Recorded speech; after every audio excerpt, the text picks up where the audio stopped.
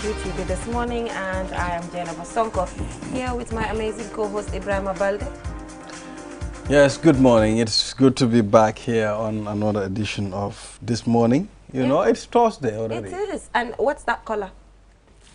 Well, this one is sort of, I don't even know. You know, I don't know colors. You don't? I don't know I'm colors. actually honestly. a bit like colorblind. So good morning, Mr. Ade. Can you help us? What color is this? I'm not even sure. I know. Is it, can I call it light wine or something? Light wine. No, that's not. Light. I don't even. It's not. I don't light, even know how it's wine not, looks like. It's not even light or heavy wine. Wine is a kind of reddish Reddish kind of thing. color. I don't know. Come there. I don't. How one color wine smell? You know, so I don't know the color of wine. It's yeah. Sort of silver.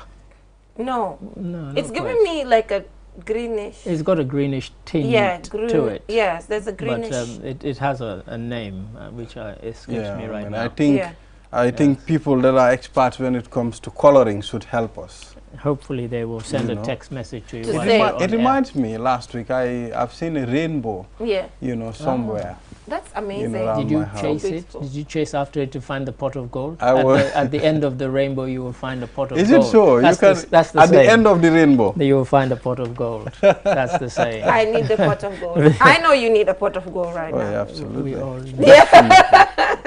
Tabaski is around the corner. Yeah, so thank you so much, gentlemen, for joining us. So today we have, you know, not very packed, you know, flexible running order today. That's we have cool. the African proverb as usual. The newspaper review, our guest is already here. Thank you so much for joining us. And on social issues today, interesting topic. We'll be talking about alternative dispute and resolution. So this has to do with avoiding the courts and using local means of actually solving problems.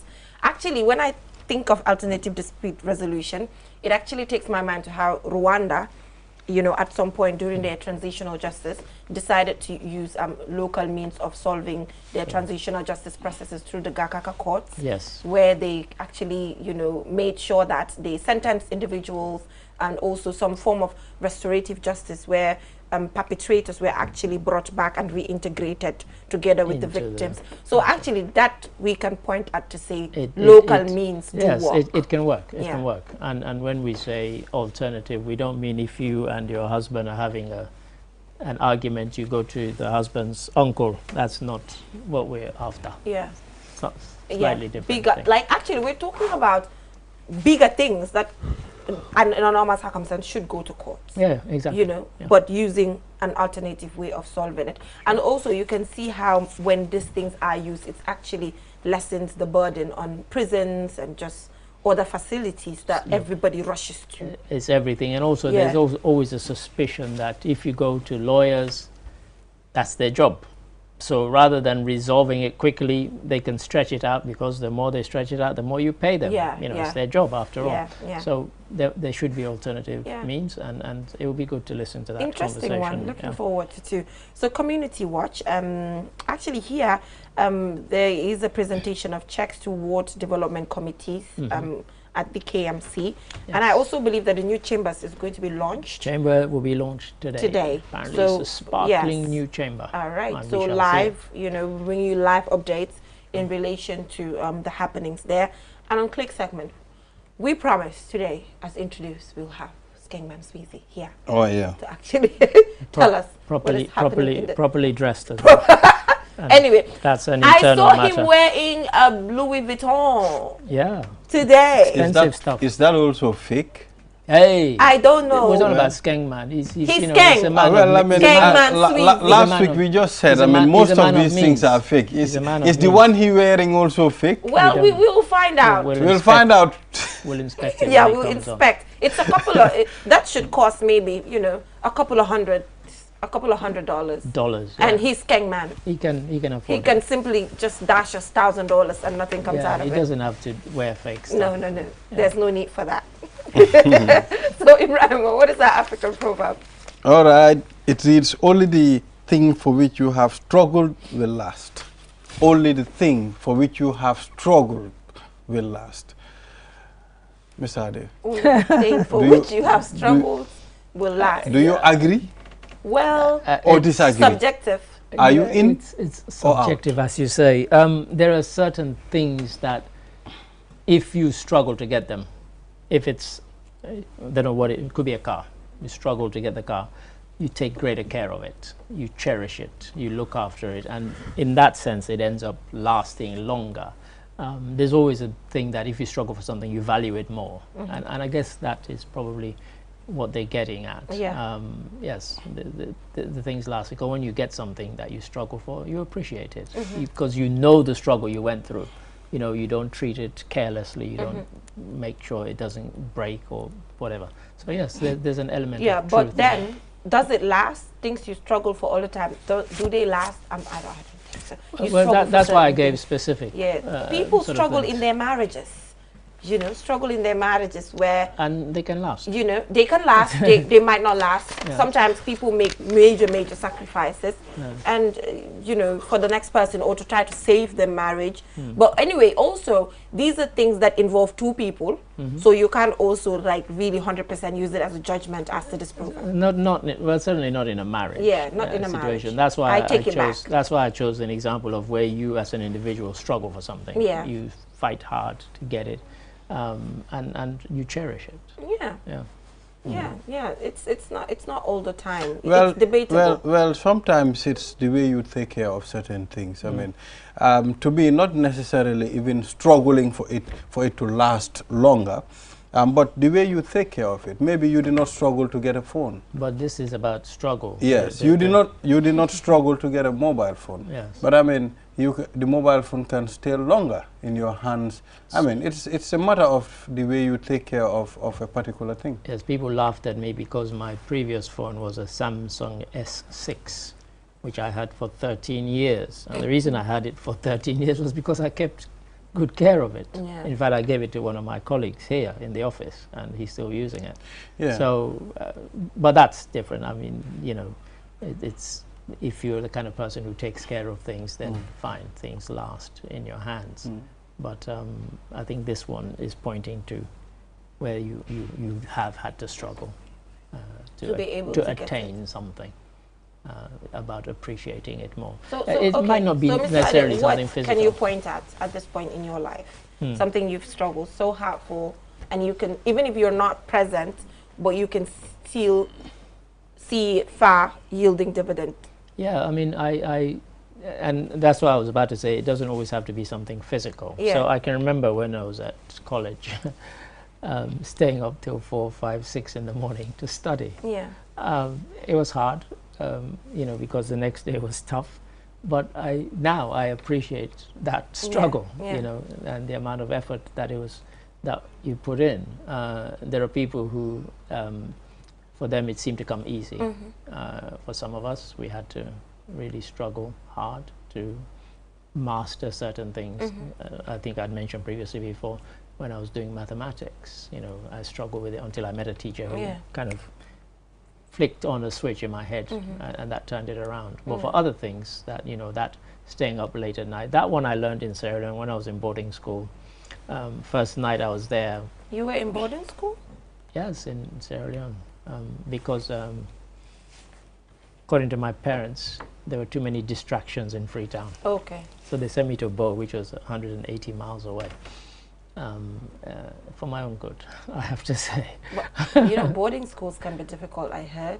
No, I loved it. You did? And then I even went to boarding school in England for my last year of school. And again, some of my friends, about 20 of them, are still friends of mine on Facebook, and some of my teachers at that boarding through school. the boarding school. Yeah, so no, not necessarily. So, you know, when I went there, on the first night, they rang the bell for the end of the study period.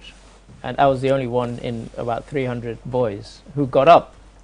So I was thinking, what's going on? And they said, oh no, we carry on studying for the next 4 or 5 hours. Like, you must be crazy. Yeah. But then we got into the habit of, you know, going to bed and then getting up like 12 o'clock, and then you studied through to 3, 4 in the morning. But it paid off for that school. But for 6 years running, they got the best exam results in the whole of Sierra Leone. Amazing. Certainly when I was there, that was the case. And so when I went to the UK, I just carried on that habit of staying up late, studying long hours, and I'm grateful for it now. So Ibrahima, yeah. what can you tell us? Well, I mean, it's the job that I do. I mean, I struggled a lot. I mean, you started in Basse. Not actually. I started in Bakau. Oh, you did? Then I was sent to Basse. I mean, I started as punishment. Well, not actually.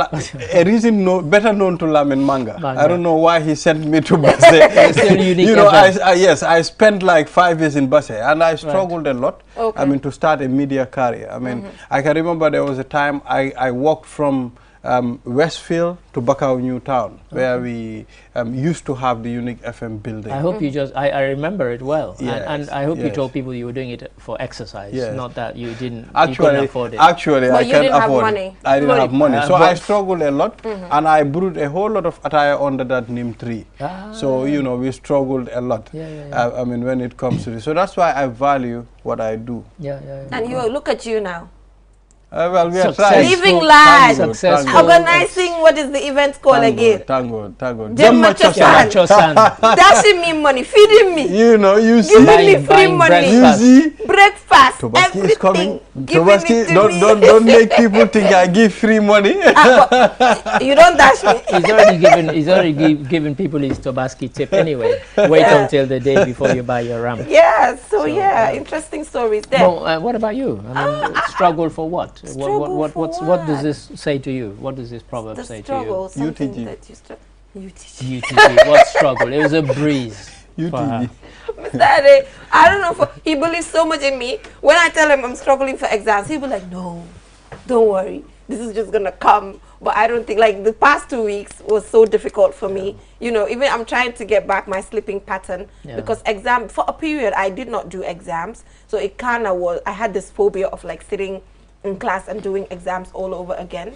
But I think I'm fine now. So the next semester will just come easily.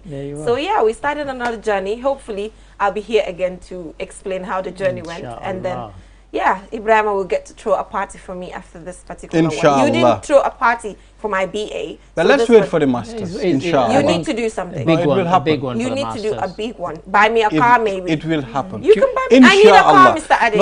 Somebody has to gift me a car. Can you drive? Man. Mr. Ade, if a car comes, if I get a car gift, 1 week I will drive. But at some point you were taking a car lesson. I will drive. You heard people, you heard that? Yes. Anyway, then we'll go for a short commercial break, and when we come back, we'll head right on to the newspaper review. Do stay tuned.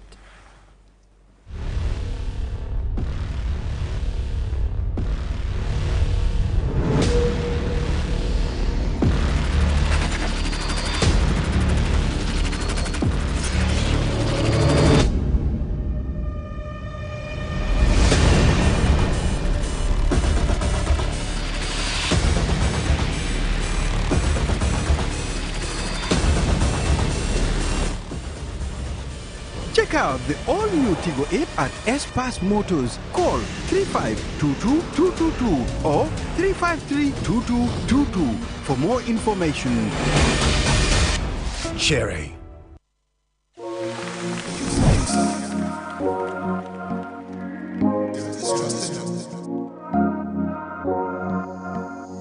As the fastest growing GSM company in the Gambia, QCell has the widest 4G plus coverage in the country, 3 times faster internet speed than our competitors. So switch now and dial *335# and enjoy what true 4G feels like. QCell, the Gambia's trusted network.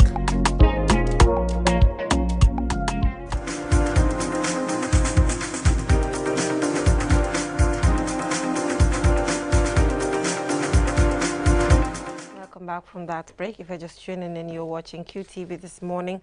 Only the thing for which you have struggled will last. Yes, so moving on, let's head right on to the newspaper review. Ibrahim. All right, this is the Point newspaper, and some of the headlines read: striking public health officers risk salary stoppage and others. Gambia Armed Forces warns against unauthorized sale, use of military items. And of course, we have Senegal opposition postpone protests to spare Muslim feast. And which one do we have again? I think that's those are the... Yeah, so here we have the National Human Rights Commission recommends for poverty eradication to be a human rights issue. And also Health Ministry urge striking health officers to immediately resume work. And also here in parliamentary life, cross-party collaboration is a necessity. This is said by Honorable Halifa Saleh. And also here we have that the CPJ urges Gambian authorities to prioritize legal reforms, accountability for crimes against the press. We've said that a lot. The TRRC says gender-based violence was committed throughout former President Yahya Jammeh's regime. Yes, I have the voice. Kande explains reason for the request to meet Barrow. Now, just as Donald Trump has still not accepted defeat in the presidential election to Joe Biden, Kande still says the last presidential election was not free and fair. And so he still has a beef about that. Yeah. And he's been having a go back at his critics who are saying he should accept it. And he's kind of given a sort of thing, says it's not that I don't accept that Barrow is the president, but I don't accept that the result was fair. Okay. How does that connect? Yeah. Ministry of Health warns public health officers on strike. In fact, it's quite a stern warning that their names will be taken down and they will lose pay if they don't go to work. This interesting one, although sorry for the headline, it says Mandawar community wants sold community forest sold to LK Real Estate Company return. Okay. I think they want it returned, and the first sold should come out. So Mandawar community wants community forest sold to LK Real Estate Company returned. They want it returned to them because it's a community one. And this one, interesting, we might feature it on the news. GAF declares 1-week ultimatum for military wares. Of course, it should be military wear. Okay. Sorry. It's the armed forces. And they're saying that people are going around wearing military. The interesting thing about a lot of the people who wear military uniform, they would never want to be in the army. Yeah. But they just like it as a fashion statement. It's cute, you know. It's cute, it's so cute. But it can mislead. Yeah. And people can do things and they say, oh, he was or she was wearing military uniform when they weren't. True. And then here you have UDP Youth Wing leader criticizes President Barrow's set-out. For those who've been following the news, the president went with NPP people and they cleaned Banjul. He says the president has better and bigger things to do. So what's your take on that? You know, well, do you think it's one day? I think this is the most childish of childish politicizing of an event, frankly. I know the president politicized it because it was NPP that went out, but you know, give the president one day to do some cleaning and perhaps inspire other people. The other things that you said he should be doing, there are 364 days in the year. Maybe he can attend to those. But so for me, you know, it's, you know, like I said, you know, people feel that because they're in opposition, they always have to oppose. And when I read this, that's perfect example of that. Okay, it's so you feel it's is it? So you're telling me it's baseless? It's unnecessary. Okay. Really. I mean, it's one day. Yeah. Well, anyway, according to the interview, because I listened to his interview, and he talks about the fact that they are looking for the right name, a neutral name, to ensure that once a month, actually, you know, it happens in all They regions. don't want to do Setal because that harks back to the former chap, whatever his name was. Yeah. Well, you know, the problem with this, I mean, creating a new name for this thing again, people are still going to call it Setal. Just calling a cleaning exercise. I mean, cleaning exercise. People are still going to call it Setal. Of course, because, you know. This is what we are used to. That's why we're struggling to change the name of the arch to Memorial Arch. People still call it July 22nd. People call it still Arch. But it's a process. Listen, it's a process. People get stuff embedded. Do you know how many people refer to RVTH? It doesn't exist anymore. Yeah, it doesn't. Yeah. People still say that. Yeah. Hasn't existed for how many years now? Yeah. Edward Francis But Small. I think I'm used to Edward Francis Small now. People are getting used to it, but you still hear people say. In fact, you said RVTH. Yes. People still call it RVH. Can you imagine? Without the T. You know, that's the first name. Yes. RVH. Victoria Then later Hospital. it was changed to RVT. Because it became a teaching hospital. People still call it RVH. Yeah. But I hear it all the time when we go out and interview people. They say, oh, RVH or RVTH. So people get used to things, but that's not a reason not to change it. After all, Banjul was once Bathurst. Yeah. Who calls it Bathurst now? Nobody. It takes a slow process, but surely will be there. Yeah. You know. But I mean, I would really love us to look at the Gambia Armed Forces warns against unauthorized sale of uniform. They've issued This a press is not release. new. It's not new. It's not new. I mean, time to time, the army will stop people wearing this, but at some point, you'll still see people wearing such things and going around. They've given them till next Wednesday to stop, or else they will be apprehended. At some point, I've seen armies beating people, confiscating their caps or confiscating their shirts. Yes. I mean, but at some point, you will not hear the army talking about it. I think they are not serious. Yes, and I'm not sure we needed to know which section and subsection it relates to, but you know, it just says that people should not wear uniform or military regalia without authority. In other words, you should only.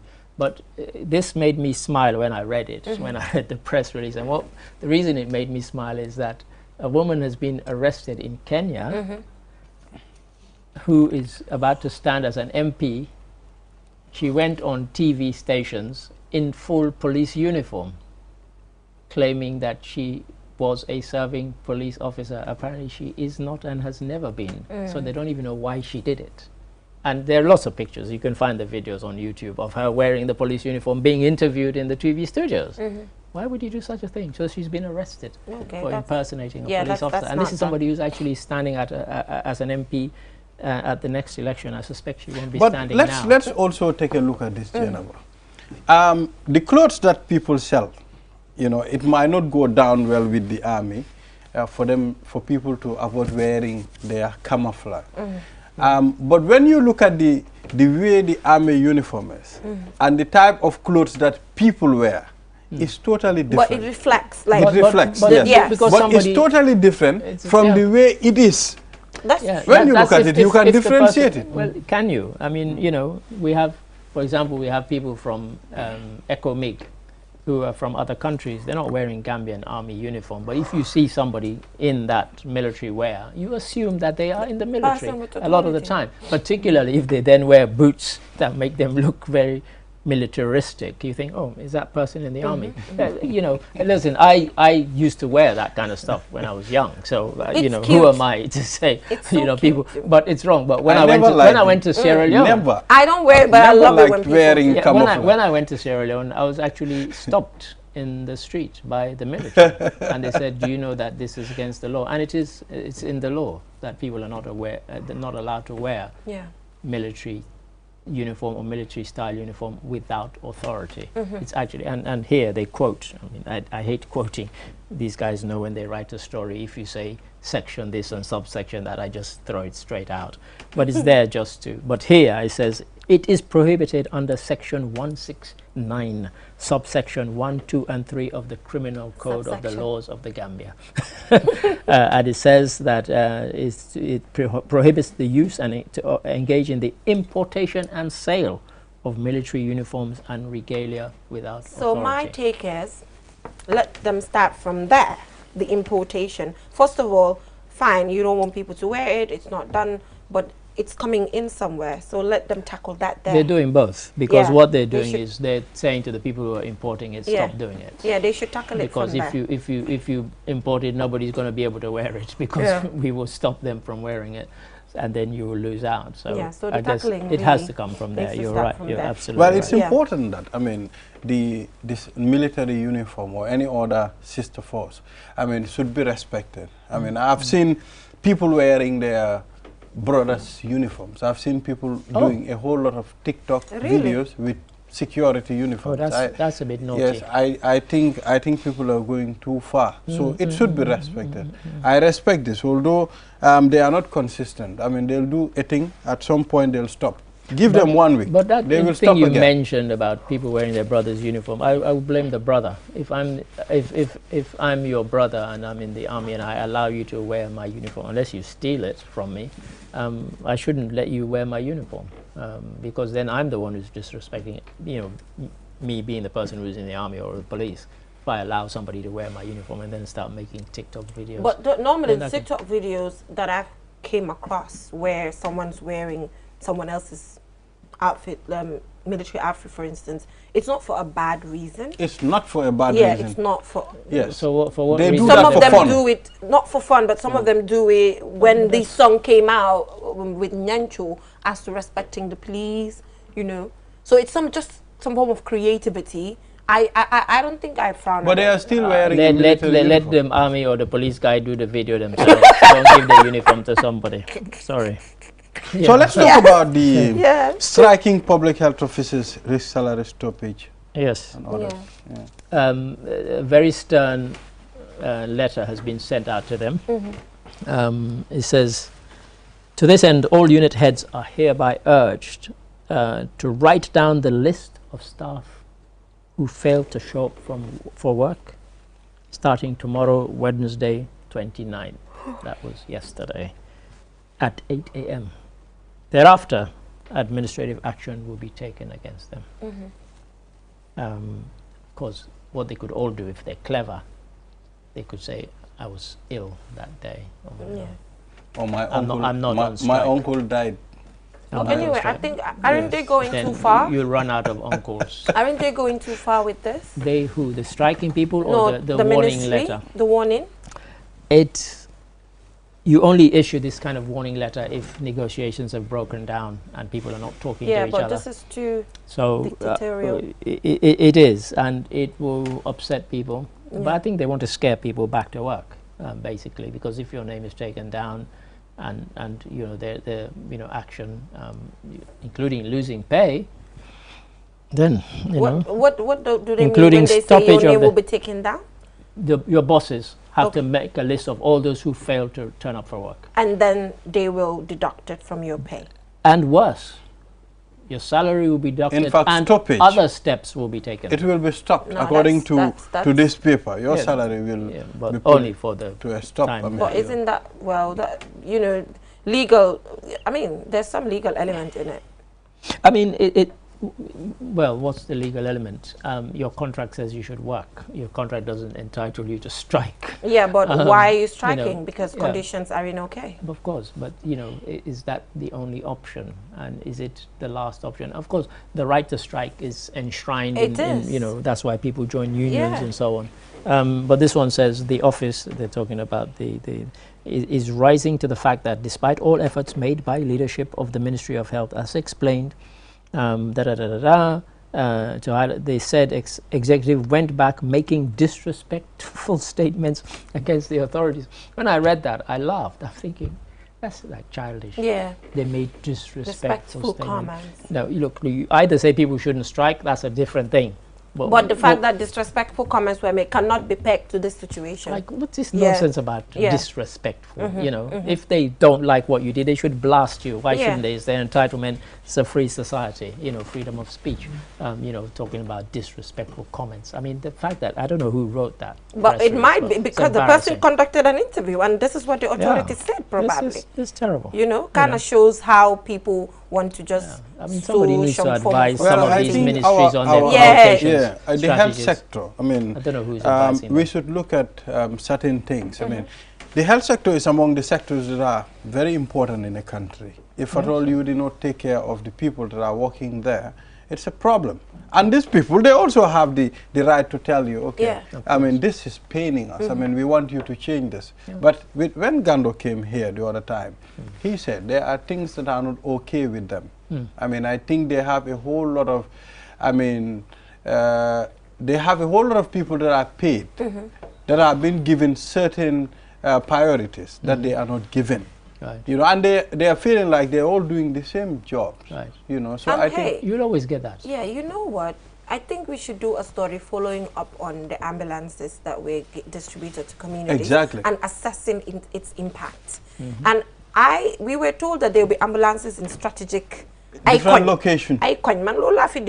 Yes, and there are. I mean, there are communities. There are about 10 communities that had never had an ambulance that now have an ambulance. You're not going to tell me that is not making a difference there.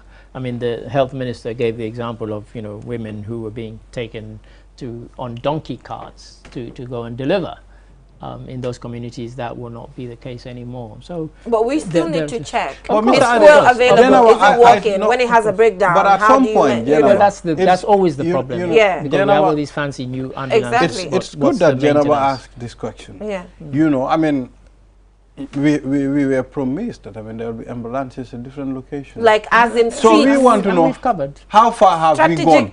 Like community. Do we still have them? Or Like are in they still there? streets. Where have they gone? The ambulance. Where have they gone? Never mind. As Jennifer has suggested, I think she will be doing the story. Following up on these ambulances, going to Sintet and other places. And Yeah, even if it's not Sintet, but we were told. I was told. We were told that they are strategic streets, like not necessarily giving it to like a specific community, but strategic areas. Like for example, let's say Sting Corner, there's an ambulance. Serekunda something, park or garage or something.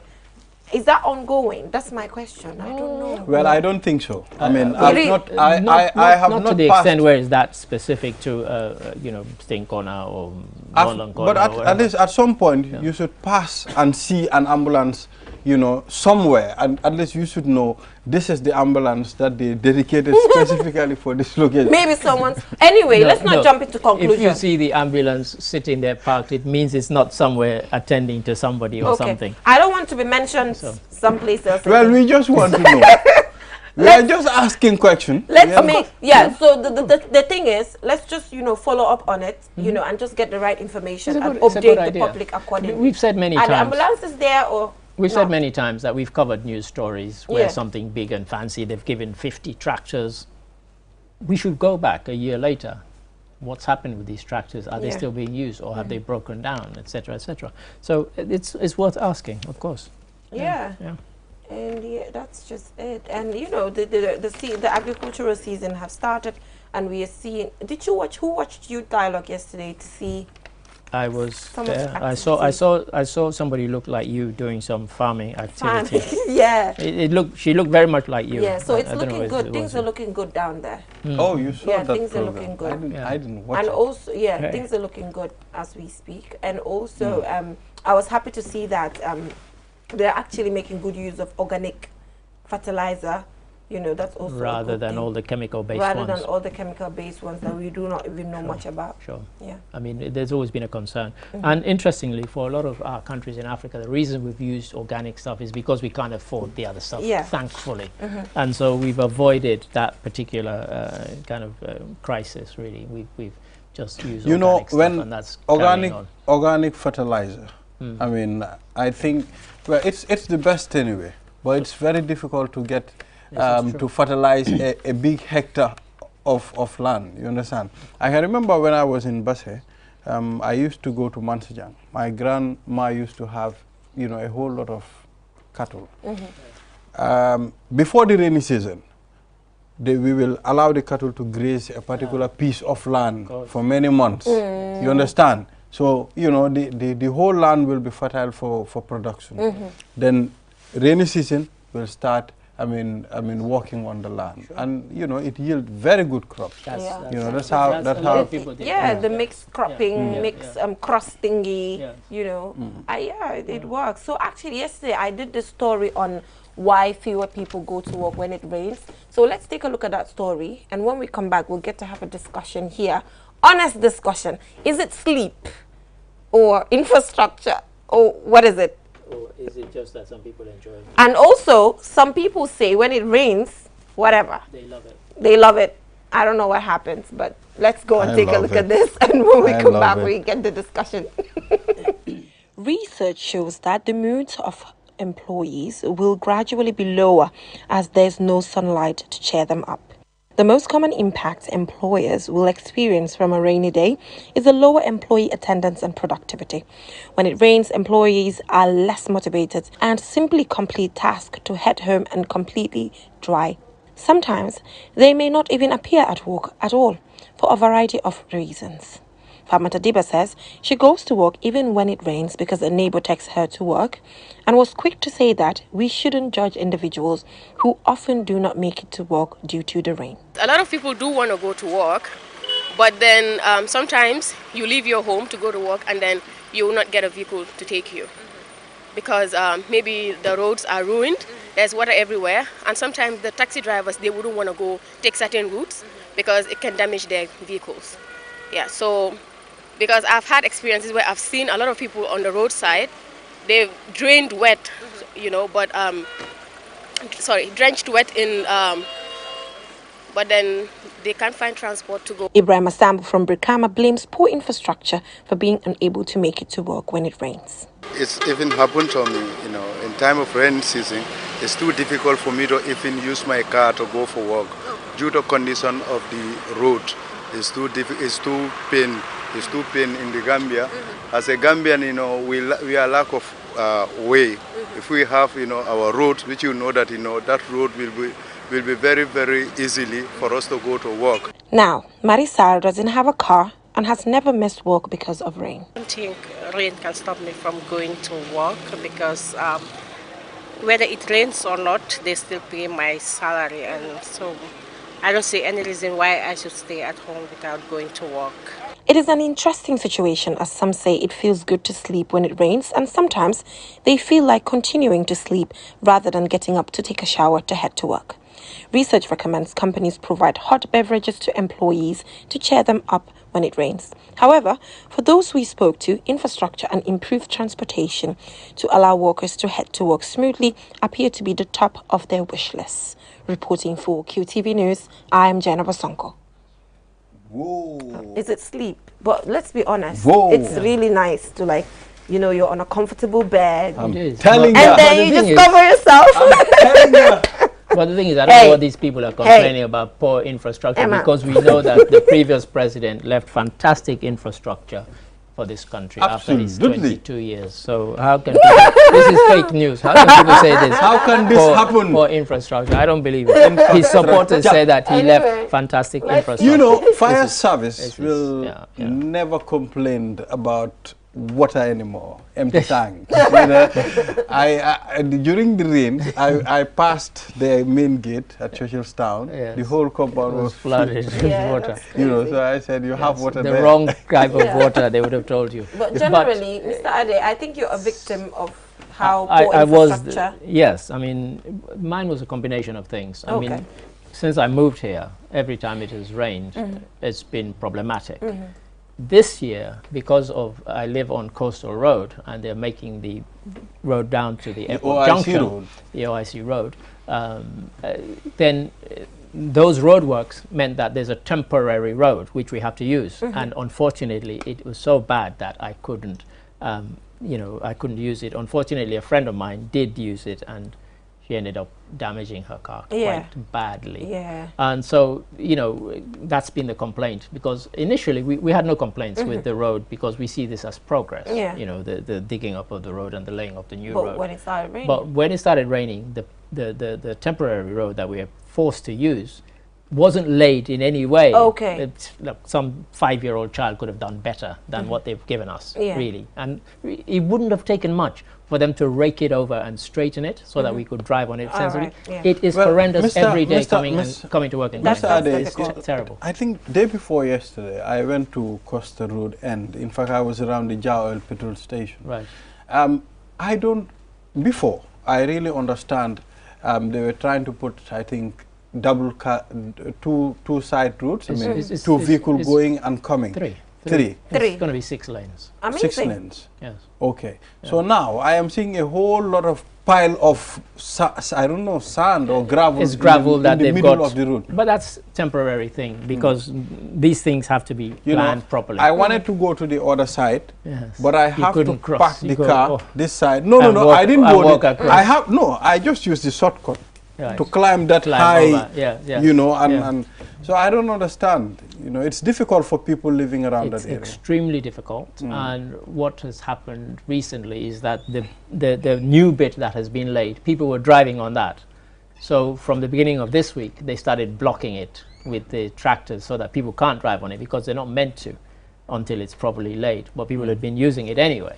So, but I mean, I think the mistake that we made, not only those walking on the road, but all of us, we should have sit and talk about this. I mean, we should have got other options before they start that route, maybe other routes. But you see, this goes back, you could say, almost to colonial times. The British left us with very poor infrastructure, which we didn't particularly improve upon. We have very small roads. It's almost as if when they colonized anywhere, they never thought that these countries would ever grow. And so you look at the tight streets in Banjul, for example. You come outside in Greater Banjul, all the feeder roads and so on. They're not wide. You know, they're all two lanes only. You know, one way this and one way that.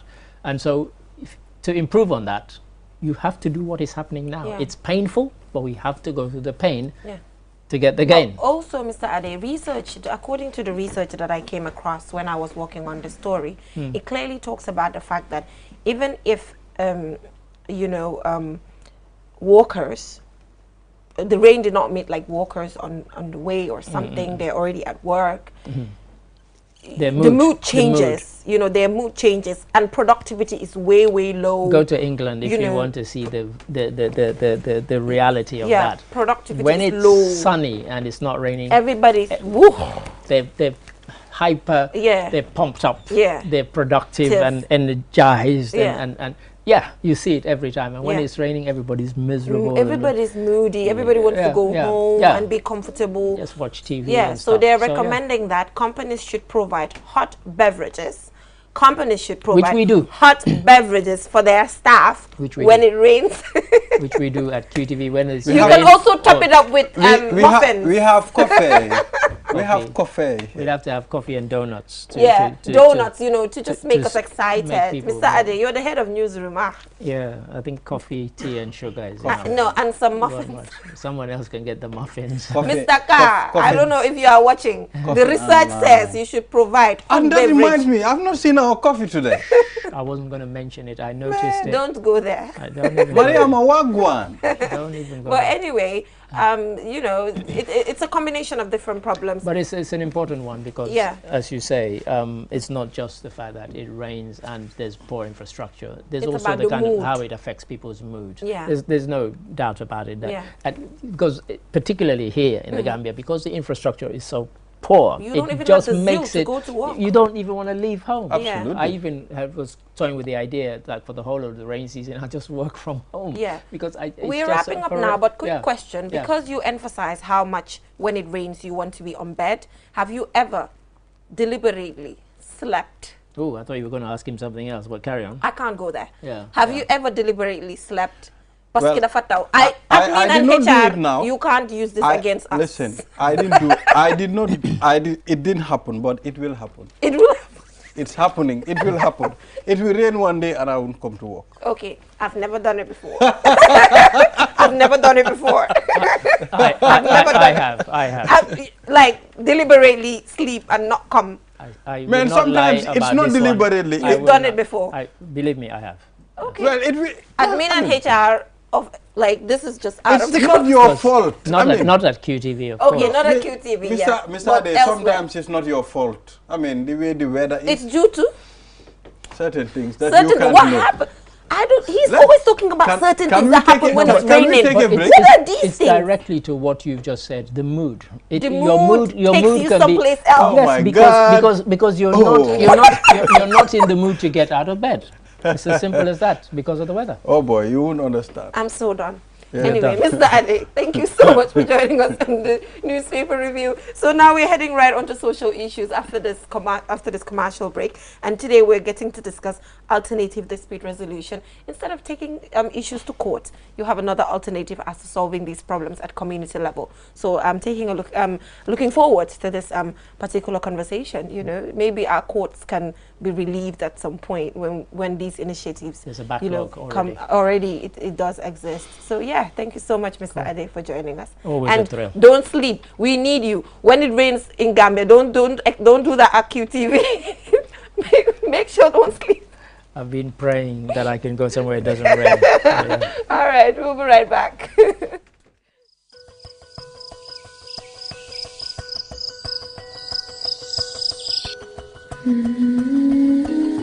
Light. From the beginning of time, light has been there. It is integral to our survival and to our way of living. We need light to work, to build, to grow things, and even to see our loved ones. Light makes things easier and better. So QCell has changed the way you buy Q-Power to make it easier and more accessible. You can now access the same service quickly and get your cash power tokens instantly with the new QCell Q-Power code. To light up your world, simply dial *363#. With a touch of your fingers, With ease and convenience from the comfort of your home or office, you can bring light into your world instantly with *363#. Q-Power, lighting your world. QCell Sunyabus. We innovate, others follow.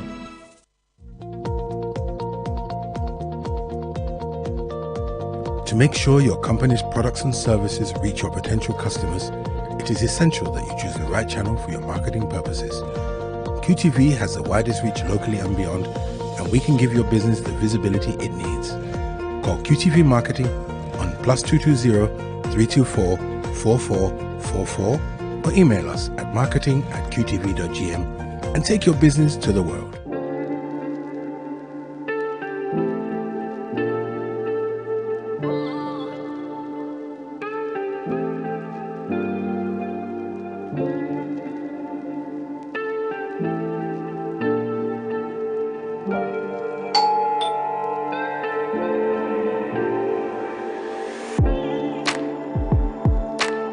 Want it?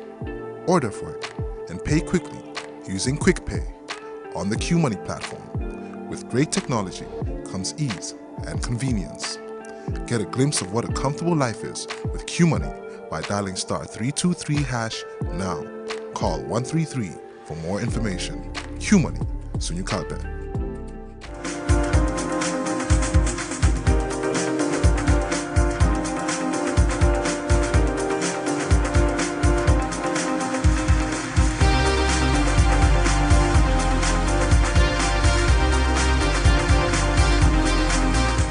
Welcome back from that break. If you're just tuning in, you're watching QTV this morning. And now we're heading right on to our social issues, Ibrahima. Yeah. So today on the You on the Law segment, we are talking about alternative dispute resolution. Last week, we talked about how, you know, our courts are so overwhelmed, some of the processes when it comes to taking individuals to court. And now we're having a conversation outside of the court, you know, at community level. And we're once again joined by Abdullah Fati. Thank you so much for joining us once again. It's a good thing. So yeah, so to start with, alternative dispute resolution, does it work? Yes, it does work. Okay. Yeah. And the whole idea is we actually have law passed by Parliament for this, the alternative dispute resolutions institution.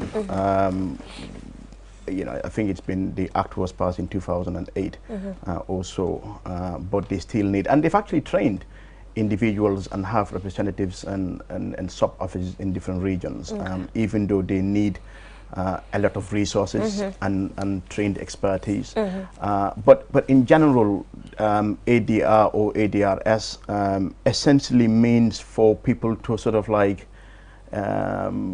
discuss and negotiate, basically try and find solutions. So the reason why this topic is actually important today, because last week we talked about how certain matters drag in court for many years, you know, 5, 6, 7, 8, 9 years, and so so if parties sometimes can, it's challenging because people normally end up in court because there's a dispute.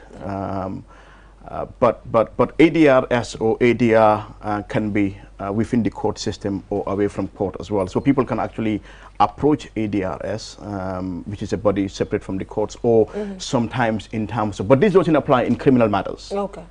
So this only relates to civil matters, right. Okay? Land, contracts and stuff like that, civil disputes, not criminal, because when somebody commits rape or murder or something like that, you can't negotiate that. Yeah. Well, you can negotiate in a way. For example, one may plead guilty to a lesser crime, something like that, but this ADRS only relates to civil matters. So the essence is, for example, you take somebody to court for $1 million, for example, and the person and the courts ask you to sort of negotiate, and the person you're suing says, I don't think I owe you up to $1 million.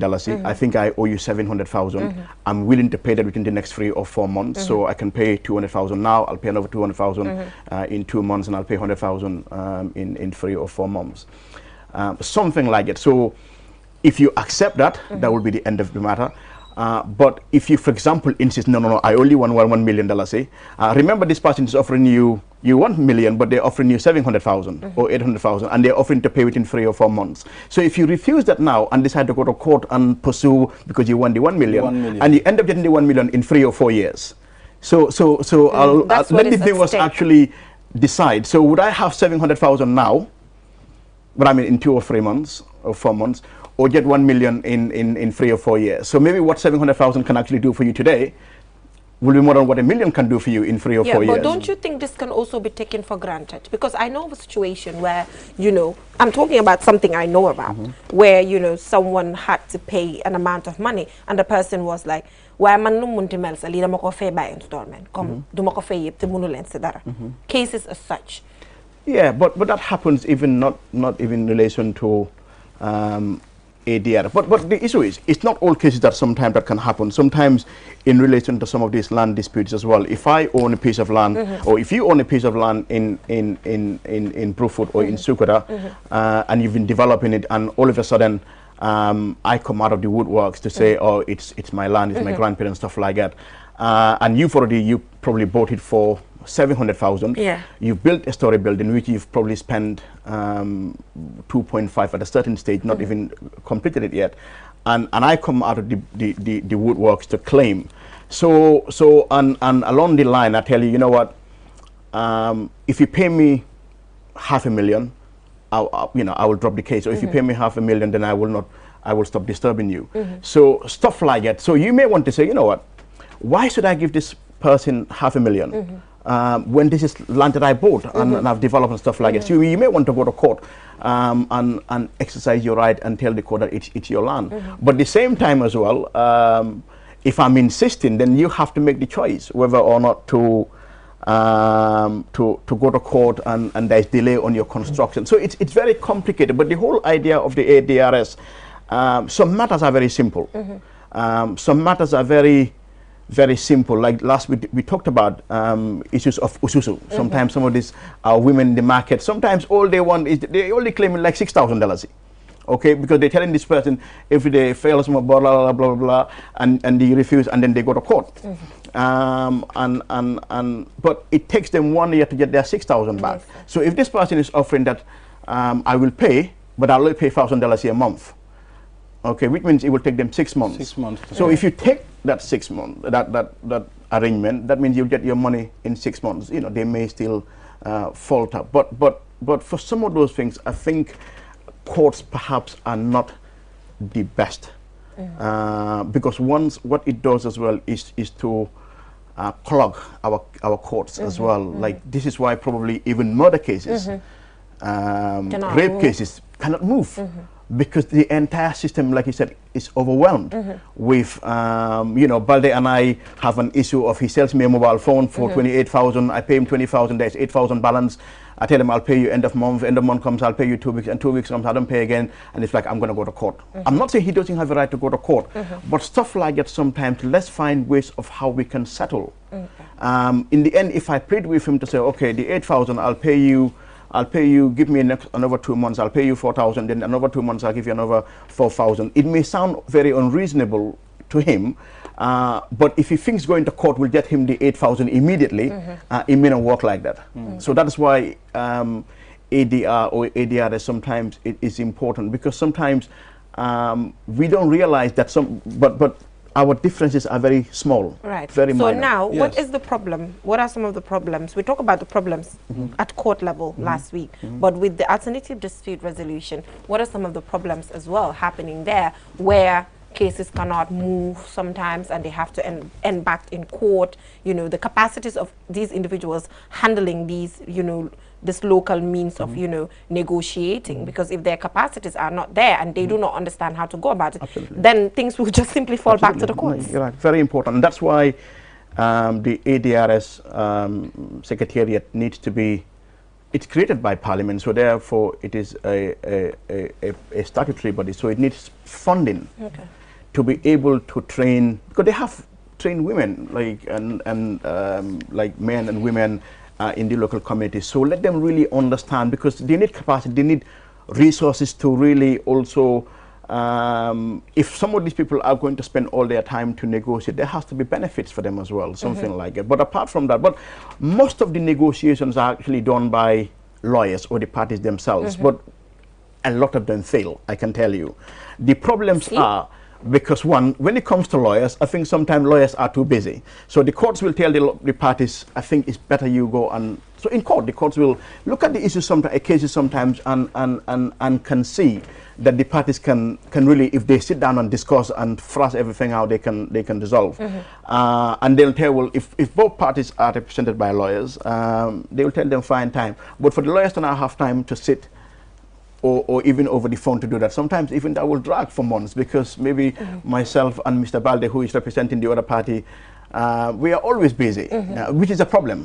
Other times as well, him and I as lawyers may actually agree with the court and agree that this is one where the parties need to settle. But it could be the case that, you know, the parties involved, you and Balde, and because maybe you were business partners before, the business relationship has gone sour, and there's a strained relationship. And because of that, sometimes you are not looking at the real issue. So you are conflicted by your differences of personality, because sometimes the lawyers themselves would agree, and you explain to your client that I think in this case that you're looking for X, Y, Z. Maybe you want 100 by 100 in terms of land, but you know, if you can give this person 20 by 20 and you get the other thing, why don't we settle this matter? It's like, no, I only want my 100 by 100. Mr. Fari, I want to know something. I mean, the issue of paying by installment. I mean, if the person goes to court, I mean, he can choose to say, okay, I'll pay 2,000 to complete maybe a 10,000, you know, gradually. The court, don't you have that right to tell him, look, you have money, the person have money, and we all know this person is wealthy. He can pay this money in one go. Don't you have the right to force the person to pay the money on one go? Yes, you can. So let's just take it to the magistrates court level. So magistrates court level, or magistrates court, less formal than the high court. So, and this happens all the time. So you sue Jennifer for 60,000. She comes to court and they tell her, Balde says you owe him 60,000. And say, yeah, I owe him 60,000. Okay, but then court will enter judgment that that she has to pay. But at the same time as well, she may plead to say, yes, I agree, I owe him 60,000, but at the moment my child is sick. I had even saved up to 20,000 to pay maybe, and stuff like that. Or my roof just went off and I need to repair that and stuff like that. So I need a bit of time to pay. I will pay, but I need a bit of time. The court will have to look at that. Your circumstances, your personal circumstances. But they may disagree to say, you know what, I've been chasing her for the last 2 years and he's been given the same story. So at the end of the day, it is up to the court to look at his right to get his money immediately, but also your circumstances. So in the end, you may be asking that you need 6 months to pay, and he wants it immediately. So the court may come to the middle and say, I'm not going to give you 6 months. That's a long time. You've already had 2 years you didn't pay. But we can also ask her to pay everything immediately as well, considering evidence he told the court. And so what about if the court, even though the court cannot ascertain whether what she is saying is true or not, she can say her child is sick while the child is not sick. That's true. She's having investigations issues. Conducted. You know, do you make follow-ups to know whether Jenaba's case is true or not? See, some of these things at the magistrates court level, for example, it depends on a particular magistrate as well. So the scenario I've just given is less informal. So where a magistrate is just using their power, subordinate. So rather than making it too complicated and technical, okay. But strictly speaking, if you follow the law, once he admits that he owes you 60,000, and the court enters that, then you are entitled to your money. It's up to the court to decide whether, you know. So the court, she may not even say it at that instant. So the court may just say you're entitled to your money, and she should pay the money, you know, within 2 weeks or something like that. Afterwards, she may apply, and if lawyers are involved, this is what normally they would do if they believe that their client needs a little bit more time to. But if you believe that she's got the means and refusing, and you know maybe she's got a salon and she's making money and refusing. Or she got a car. Or she's got a car. Or you can tell she just bought a new car. Yeah. And you're thinking, he's not paying me 60,000, but she just bought a new car for whatever. So what you can do, you can go to court. If she's refusing to pay, you can go to court. You can file judgment or something. So you can file a process where you will tell the court to send her to mile 2. Yeah. For a particular period, normally for 2 weeks, even though you'll be responsible for her feeding. I think it's about $75 a day. But $75. But I mean, you know, normally when people go to mile 2, our government is responsible for their feeding. But this is a civil matter. So basically, Balde is saying that you've got the money to pay. So can I But is this a good law? $75? No. That is just for feeding. Okay. But feeding is $75, because already TRRCB, we were highlighting how bad food was in there. So do you think that's a good 75? Can you eat 75? The 75 CBS. We hang a manyata like a So it means when I can send Jennifer to mile 2. If the court is satisfied that she's got the money, if you can prove that, for example, you can tell the court, you know what, I know she's got the money and refusing to pay because she has a salon and the place is always full. And she bought a car for 1.5 million. Yeah, she bought a car recently and the car will be worth at least $500,000. And she owes you 60,000. So you can tell the court, looking at all that, that means she definitely has 60,000 and refusing to pay. Unless Jennifer can come and convince the court otherwise, the court has the power to send her to mile 2 for that particular period for her to pay your money. Okay, I want to know about this $75. I'm a bit concerned. It's important. So the 75, is it for a whole day or per each meal? Daily. $75? Yeah, it used to be 75. But let me tell you something. I don't remember, okay, it may have changed recently. I've not been involved in this kind of, but the issue is, you know, these laws are very old. So probably 70, because maybe that 75 was this could be in the 80s or 90s, where $75, it was a lot of money. Yes. Maybe $75 in 2022 is nothing. Yeah. But remember as well, it's a good conversation, because when people go to mile 2, sometimes we're not thinking about them as human beings in a way that we're thinking that. So we're thinking $75 it's even a luxury for somebody in mile 2. So you know. But what I'm saying is, you talked about the fact that there are a lot of old laws. Don't you think, you know, this is something the government should look into? Because it's not just about this $75, but it's about all the other laws. You know, even the last time we were talking about livestock, how when you have a livestock and it's outside, how much you pay, $25 or something. You know, some of these little things that are still there that we are not looking at. And when the time comes for us to relate to these laws, then we see that there is a problem, you know?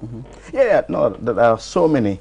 We have some laws that are very old, very, very, very old, in the 1930s, 1940s, 1950s, 60s. But even the ones in the 1990s and 80s, for example, times have really changed.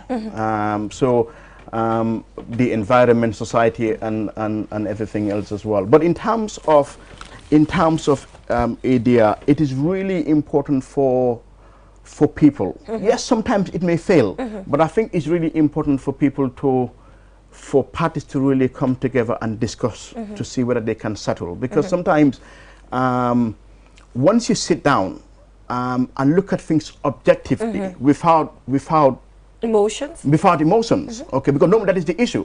So sometimes lawyers would, because they're professionals, what I mean professional in terms of they're looking at the law and the facts of the case, and they say, without even court, sometimes a client may come and say, oh, I want to sue this person because I gave him $2.5 million to build my house, and he said it was going to be completed in 6 months. We're here 2 years later, or something like that. I want to go to court. So the lawyer may say, well, how much time is he asking for? Stuff like. So the lawyer, him or herself, may advise, don't you think you negotiate so that the work is completed? Because if the matter goes to court, if you think that the matter goes to court and all of a sudden he will bill and the thing will be finished in 6 months, it's an illusion. But you know, I'm disappointed that that is a concept in the Gambia. We know that the system has a problem to an extent that we even, people who even want to go to court at some point can't, because of how bad the system is. No, you are absolutely right. But this is undone. I don't know. It's just, there shouldn't be even an alternative. No, but the fact is, some lawyers would even tell you how xam nga man duma dem court léegi because they believe that going to court is a waste of time. Loolu warut am si dëkk. Xam nga but that's the conversation we have to have. Even me talking to you here, I think about it sometimes. Going to court is a problem. It is a problem because cases that are supposed to be some judges have more than 100 cases, and they are piling every single day. They're piling every single day. So you go to certain courts sometimes. I drive all the way to Brikama, and sometimes the maximum you can get in a particular case is 20 minutes. You ask 1-2 questions, you're told you have to now adjourn until another month or so. So you go back, for example, then a month later. It's impossible to get half hour. So you get 15-20 minutes because there are so many cases. If they give you half hour, I think there are many things wrong. So, you know, we need to review these things again. Some of the laws, you know, that will help us. I think due to time constraints, you know, what final words do you have in relation to just generally alternative dispute resolution? It should be strengthened. It needs to be people need to exploit more so that we declog. Our court system and make sure as well that we can find solutions out of court rather than just contentious litigation. Yeah, and just to remind you, this does not involve rape or only civil matters. Only civil matters. It has nothing to do with criminal. You know, just to put that disclaimer out there. Yeah, thank you so much, Mr. Fati, for joining us. Joining us next week. Yeah. Looking forward. I'll be expecting a check. Yeah, well, write a check for Mr. Fati. Now they should write a check. Yeah, write a check for Mr. Fati. Yes. We'll talk to Malik. So from that, we will get to have a little bit of entertainment. We'll be right back. Q Money, the biggest mobile money service in the Gambia, has taken mobile banking to the next level. Now, you can link your Q Money wallet with your bank account. Yes, link your Ajib or EcoBank accounts with your Q Money wallet and get instant access to your cash anytime. No need to queue at the bank anymore. Transfer funds from your bank account to your wallet or your wallet to your bank account using Q Money Bank Link is the fastest, most secure and convenient way to transfer funds between your wallet and bank account. For more information, call our customer care on 133. Q Money, Sunyu Kalpe. Terms and conditions apply. Q Money, the biggest mobile money service in the Gambia, has taken mobile banking to the next level. Now, you can link your Q Money wallet with your bank account. Yes, link your Ajib or EcoBank accounts with your Q Money wallet and get instant access to your cash anytime. No need to queue at the bank anymore. Transfer funds from your bank account to your wallet or your wallet to your bank account using Q Money Bank Link is the fastest, most secure and convenient way to transfer funds between your wallet and bank account. For more information, call our customer care on 133. Q Money, Sunyu Kalpe. Terms and conditions apply.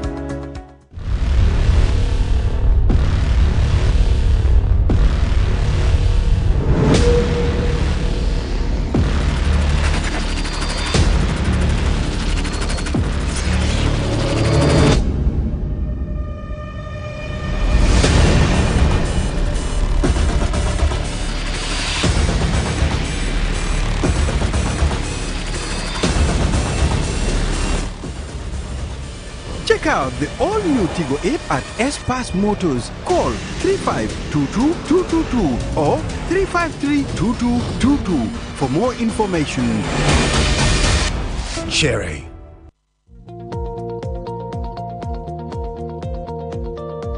To make sure your company's products and services reach your potential customers, it is essential that you choose the right channel for your marketing purposes. QTV has the widest reach locally and beyond, and we can give your business the visibility it needs.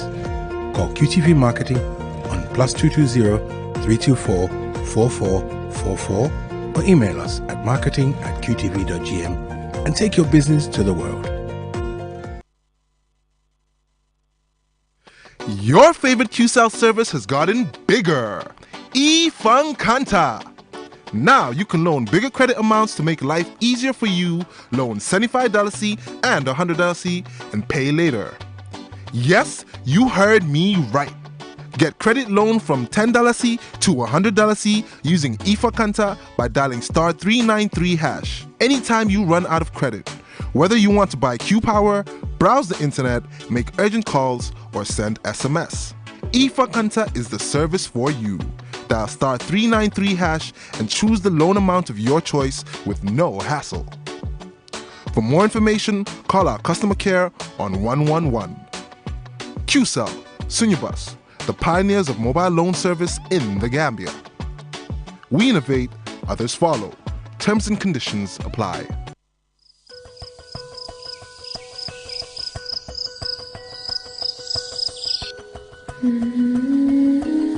Light. From the beginning of time, light has been there. It is integral to our survival and to our way of living. We need light to work, To build, to grow things, and even to see our loved ones. light makes things easier and better. So QCell has changed the way you buy Q-Power to make it easier and more accessible. You can now access the same service quickly and get your cash power tokens instantly with the new QCell Q-Power code. To light up your world, simply dial *363#. With a touch of your fingers, With ease and convenience from the comfort of your home or office, you can bring light into your world instantly with *363#. Q-Power, lighting your world. QCell Sunyabus. We innovate.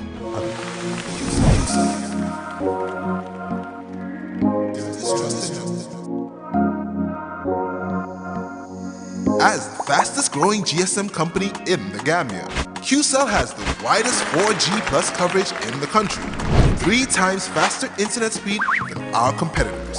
So switch now and dial *335# and enjoy what true 4G feels like.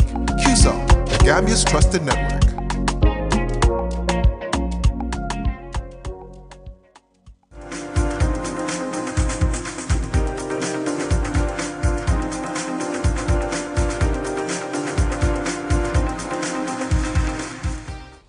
Welcome back from that break. If you're just tuning in, you're watching QTV this morning. So as Mr. Ade rightly mentioned, Buba Fati here. Hey, Buba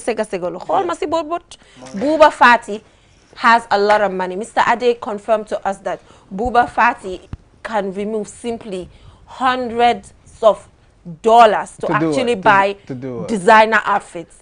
Louis Vuitton, Via, name it, whatever. Louis Vuitton, is that He's French? wearing it. No, is that French? It's a French name, design. it's a brand But name. Louis Vuitton. I wished I have $100 to buy. But it's brand confirmed outfit. to us. No, but you owe me my money, so if you don't give me my money, I'm going to take you to court as well. Alternative dispute. Exactly. Good morning, guys. It's a warm Thursday morning, and I'm having fun in the studio. I have a second time in the studio with me, and a first time all the way from Nigeria, man. With me on the right hand side, I have HB. Welcome to the show, bro, HB. Yo, thank you very much. I feel blessed. It's been amazing since I got to Gambia, man. I've been having fun. I like the energy, I like the culture, I like the people. Everything is just real. Exactly. We are Gambians, man. I feel at home. That's why they said the smiling coast of Africa, man, because we're friendly, to be honest. And I've been smiling since I got here, man, because I've been having fun. Yeah, I've been having That's fun. a Maz out there, man. And me on the left hand side, I have a second time, man. Pascal the White Maestro. Yo, back again like I never left, you know. Exactly. Proud, to be here again. Exactly. I always say this. If you're doing good in the industry, we're surely going to bring you back on the show, man. And we're going to talk about music videos today. We're going to talk about HB herself because he dropped a new song with Ice Prince of Nigeria, man. One of the biggest, one of my favorite all-time rapper, man. So we're going to talk about that as well. But HB, first of all, tell us your experience in the Gambia. How is it so far since when you came to the Gambia? Like I said, since I got to Gambia, it's been amazing. I've been having fun. I was staying somewhere they call, what do you call this place again? There's this place they took me to. Is it Tamala? No, Tamala. It's a hotel? It's a hotel. Okay. Has a nice pool. Has a nice pool. All right. It's very nice. But I'm currently in Don't advertise. Don't advertise. You're a star. They should pay you to mention them. pay you You're a star. Don't mention them. But mention them. I love the hospitality. It's very nice. Like I've been having fun. Like it's Amazing. very dope. Like the pool and everything. Yeah. Looks The nice. culture. Exactly. The And I know They should pay you to he's stay loving there. the environment. He's loving it. But first of all, tell us who is HB and what inspired you, what got into music actually. Okay. Man, HB, my name is HB. HB, the full name of HB is Heat Boy. Yeah, I've been doing music for 7 years currently. what inspired the name HB is because of the kind of music I do. I've been dropping hits ever since I've been recording music. So I just decided to give myself HB, Hit Boy. Exactly. That's where it comes from. So yeah, I just got to Gambia to come do some promotion. I have some songs with Ice Prince. I have some songs with some couple of artists out there. I have an EP out there, Wickedest Vibe. You know, I've just been trying to promote the music all across. Yeah. That's why I'm actually in Gambia to just make it go viral, make it go boom. And we're going to give you the support as well, man. Yeah. So, Pascal, second time on the show again. Sure. You're doing it big, man. So let's talk about the brand new video you're premiering today on this platform, man. Let's talk about it. Yeah, we're premiering a brand new video today on QTV. And then like the song is Lockdown. The second promotional song we're releasing, you know. Yeah, the video will be premiered today and then released on Saturday. Yeah. But then we have the audio will be released today on all social media platforms. Yeah. So since when you dropped the Wakanim video, it's one of QTV favorite video that we played all the time, man. So what has been the feedback for you so far? Yeah, like everything, the feedback has been positive, you know. The reactions were all positive and all that. So it's like I just keep that vibe. I just keep giving that same energy, giving that effort out. You know, that is it. We just keep on going. Yeah. So HB, I want to ask this question actually because I've never been to Nigeria, and you guys own the biggest music industry. You need to go to Nigeria. It's amazing. Exactly. You guys own the biggest music industry, if I could say, man. Because we've seen likes of Davido and other artists doing it big in and out of Nigeria as well, man. So how has the industry been for you guys, for people like you that are just like us doing music? Yeah. The Nigerian industry is very big. It's competitive, very competitive. So to break through in the Nigerian industry, you need to have a lot of funds to push because the competition is too high. Yeah. You know, so for people like us that's independent, because I'm an independent artist, I'm trying to push my music myself without a label. You get, so you need to actually have a lot of contact, a lot of people to actually put you through, link up with some couple of people to get the music out there, because you know, getting up there, there's a lot of people you have to meet. It's very, very, very, very competitive. Yeah. You get, so well, for me it has been easy going, it has been rough too sometimes, but you know how it goes, we keep pushing, we keep moving, so that's why I'm actually here in Gambia. Because in Nigeria, before you can actually cut across everybody, you need to actually go through a whole lot of steps. It's very, very competitive out there. You get, so but in Gambia, it's easy. It's easy for me. From what I can see, it's easy. So you know, I've never asked people these questions, but I just want to know a brief about your educational background, because man, you speak good English, bro. Really? To be honest. Well, I went to military school. You get, I went to like the best military school in Nigeria. Ah, so this guy's a soldier as well. So you see, well, we have all kind of people that comes to this show, man. I'm proud, man. I went to Nigerian Navy. Okay. Nigerian Navy, nursery, primary, secondary. Like all my life has been in the military, actually. Ah, you get, so. So why do you have to switch from that to doing music? To music. Yeah. Music is a calling, it's a passion. You get. Yeah. I went to the best school, doesn't mean I'm actually going to be a military officer. You get.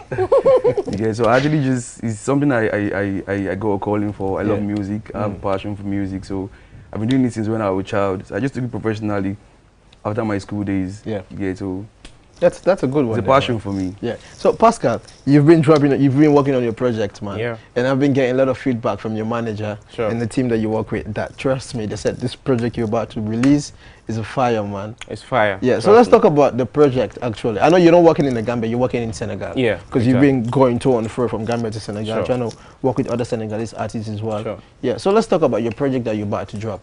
Yeah. Like we're working right now. Like as I told you the other time.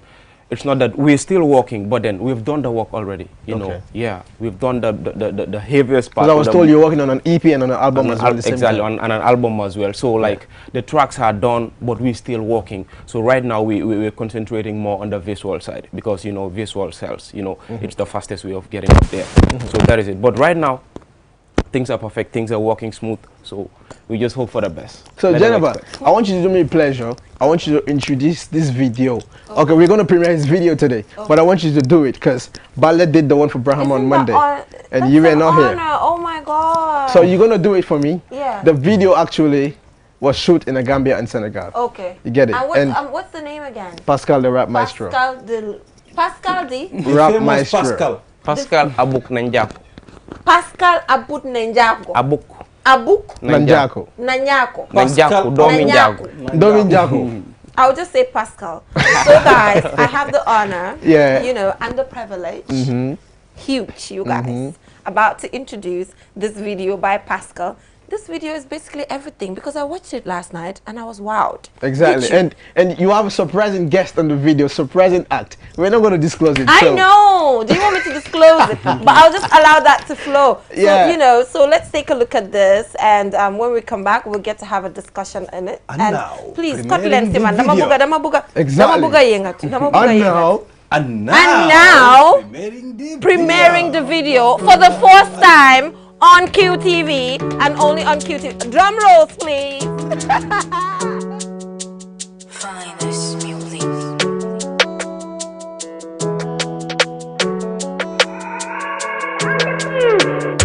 Duñ fi bay nada, dañ ñëw pour jël yépp, never cheated we took the ladder. Ma ni nga ko nel tek, time dafa jot pour take cover. Dañ yaga cenke, time jot nañu gis say lampa. Dañ yaga si lëndëm, dal sen kaw. I'm the brand new game, rap game bi ma nangu ko. Drop comme taw, sen kaw lay aw kuma wedi nga fexe ko. Mba bele tala fendi tula jang, e mimbe pong abe kola jang. Dawa gompe wada beki je time bi je ma ni nga mo kane dile. Ma njej bleng dikka rukarind, na rukenu petin ka rugari. Ma me balon yebu bën nga miñ maaw nu ka ci buka tukari. Sit down, min ñoy boy you lock up the town. Oh my nigga call me police so good ganyu. No def dinga get to new sound. Get it, oh yeah. No matter what you do, ñun sa kaw la ñoo jaar. Si sa kaw la ñoo dox yow, oh no no. No matter what you do, ñun sa kaw la ñoo jaar. Si sa kaw la ñoo dox yow, oh no no.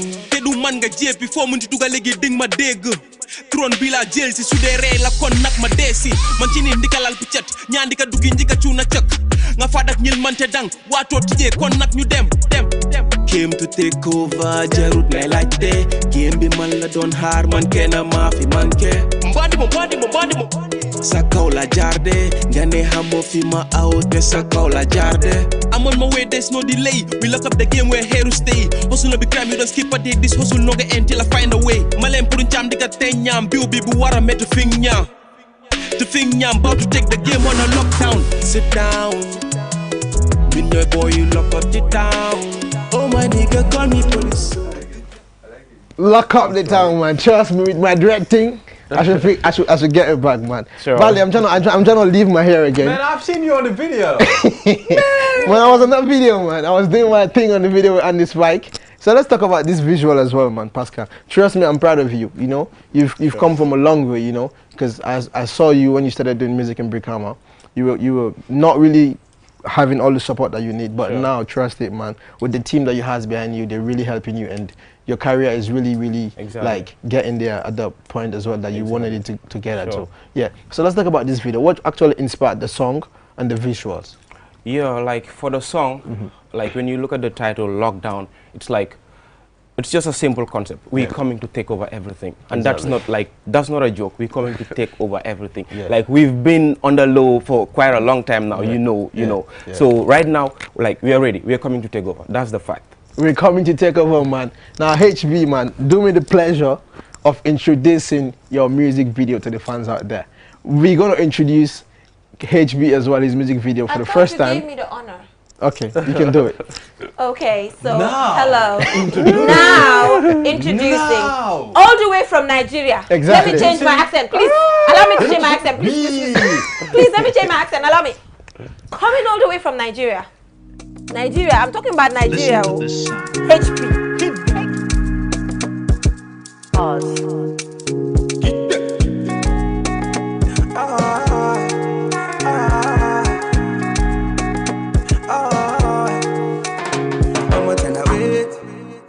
This one I met again. I'm steady knocking on your gates. I want you to know I want your love. I'm waiting, you need me dead. I'm super 7 on your page. I need you to know I need your love. Ejo, Mobile, Ejo, I'm falling in love. Ejo, Mobile, Ejo, I like the fun. Ejo, Mobile, Ejo, I'm falling in love. Ejo, Mobile, Ejo, like the fun for you. Pussy young girl, with a good vibe, on a mad waist, I'm Muda. Pussy young girl, with a good vibe, bust up my brain. I'm a gay wife, I'm in love. Your love I'm easy, yo. Girl, I don't want friends, so I just want family, yo. I don't want no drama. But allow him to sing for me. Okay, yeah. I just want my baby to have your eyes, yeah. Almost in a wait. Hey. Oh my, this one I'm attacking. No way. Knocking on your gate. Knocking on your gate. I want you to know I want your love with. Hey. On my way till you give me tape. Hey, no way. Super 7 on your page. That was a nice one. Nigeria local. They're unique. Exactly, man. So let's talk about these visuals, man. This is not actually your new video. Yeah. This was one of the first videos that you did as well. First ever video I had that actually popped up. But it's one of my favorite songs as well, man. Yeah, so let's talk about this. What inspired the song and the video? Hey Joe, you know, basically me, I don't write my songs. Okay. I just catch a vibe. I go to the studio, I listen to the beats, and I just record. All the songs I've actually put out there, I don't write it. Oh, nice. I just listen to them, I just catch a vibe, and I put it out. Hey Joe was actually recorded in 2019, and it blew up in 2 weeks actually. Nice. You get? I just put out a song on radio, on Sound City. They started playing on Sound City. The next week is everywhere. They started calling us from everywhere. Because it's a good song. Yeah, they started calling us from everywhere. Like they need a song everywhere from Port Harcourt. So everywhere, like cut across. Then we had to shoot the video for it. Boom. And the song is a big song as well, man. Yeah, like so, Pascal, pushing. what are your expectations in the industry, man, from now to the ending of this year, man? Because I believe you're coming with that fire. Sure, that is it. Like, let them just expect fire. Let them just expect, like, something that's gonna take over everything. Yeah, that is it. Because, you know, it's not easy. Like, we've been working, you know, things are never easy. We had sleepless nights, and, you know, if you work hard, like, God will surely bless your hustle. So that is it. Just work hard. Yeah, I think we're running out of time. But before we take a leave of you, man, my outfit, don't forget, man. Don't flex on me, man, to be honest, man. Don't even go there. You're not welcome there. You're not welcome there. Louis Vuitton. Big Sang Fashion Store, man, is going to get you plugged, man. Call him on 397-3856. My G is going to sort you out, man, to be honest, man. And